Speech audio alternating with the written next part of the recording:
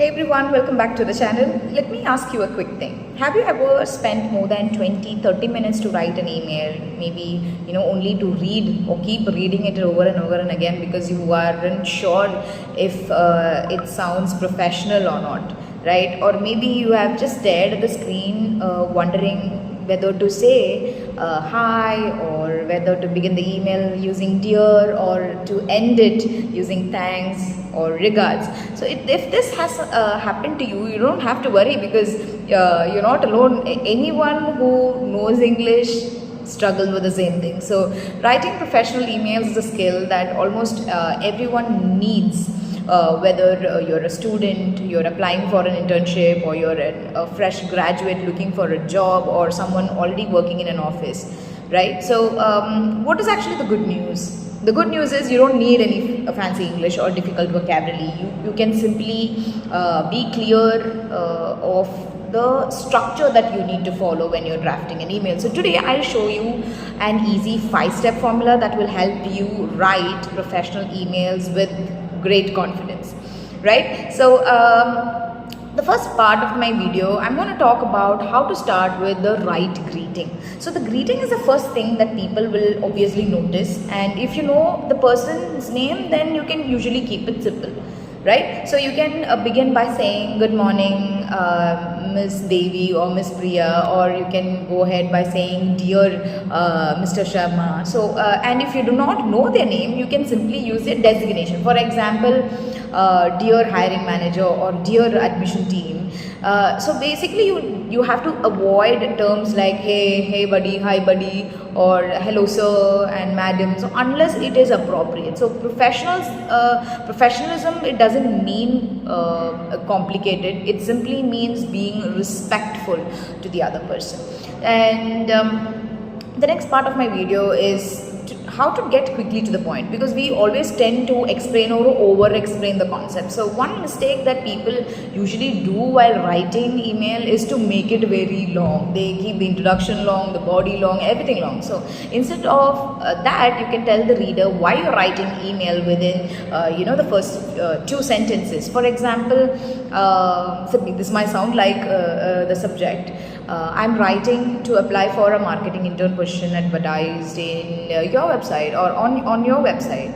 Or you can say I'm writing to request leave for tomorrow due to a medical appointment. So notice how clear that is. So the reader immediately understands the purpose. People appreciate emails that respect their time. And also in the next part, this is going to be the next part, which is how to be polite and professional. So now let's talk about the language that you use. Instead of saying send me the report, you can actually try saying could you please send me the report. This has a lot more respect than the previous one, because that, for me, it sounds quite rude.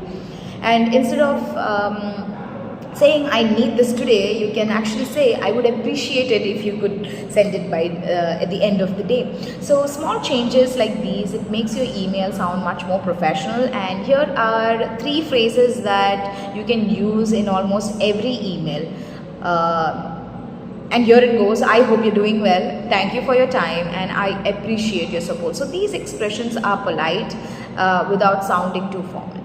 And the next one is, which is the part 4 of my video, which is to keep your emails organized. So imagine opening an email that's just one huge paragraph, and it's very difficult to read, right, when you just open it. So instead of that, you can divide the email into 3 simple sections. For example, the opening, which actually has to address why you're writing the email. The second one is the body, which has to give importance. Which has to have the important details of the email. And then comes the closing. This needs to mention why you expect, this needs to have what you expect next. For example, please let me know if you need any additional information. So short paragraphs make your email easier to read, and it might look much more professional at the same time.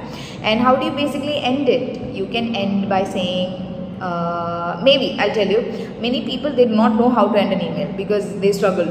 you have told everything. Now you need to have an extra information to end the entire conversation. So here are some safe and simple professional options that I would give you. You can end by saying thanks, or by saying thank you, or regards, best regards, kind regards. So these are the options that you can use, and that's it. It's quite simple. And also, before you click send, always have a check of three things, which is the spelling, the grammar, and for the attachment, because we have all heard stories of people forgetting to attach the file after saying please find the attach the document, right? So don't let that be you. And that's it. So remember, professional emails aren't about using difficult English. It's they are more about being very clear, being very polite, and well organized. So the more you practice, the easier it becomes. And if you find this video helpful, don't forget to like, subscribe, and share